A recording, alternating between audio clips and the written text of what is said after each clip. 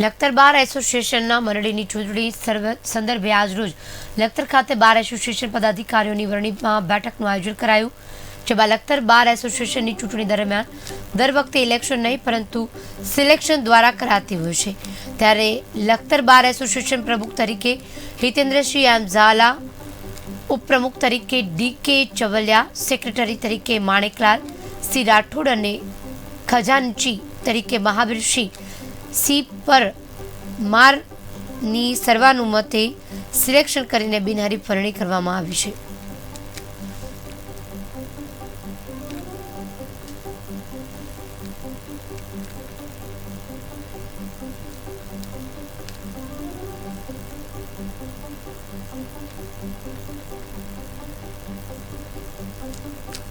ચૂંટણી માટે મને ચૂંટણી અધિકારી તરીકે નીમવામાં આવે છે અને તેમાં તારીખ 22/12/2023ના રોજ ચૂંટણી કરવાની હોય. 8 તારીખના રોજ ચૂંટણીના ફોર્મ ભરતા પ્રમુખ, ઉપપ્રમુખ, સેક્રેટરી તેમજ ખજાનચી તરીકેના નામને જે ફોર્મ ભરવાના હતા તેમાં પ્રમુખ તરીકે હિતેન્દ્રસિંહ એમ ઝાલા, ઉપપ્રમુખ તરીકે ડી.કે. ચવલિયા, સેક્રેટરી તરીકે એમ.સી. પરમાર અને ખજાનચી તરીકે એમ.સી. રાઠોડની વરણી કરવામાં આવે છે અને ત્યાં બિનહરીફ જાહેર કરવામાં આવે છે.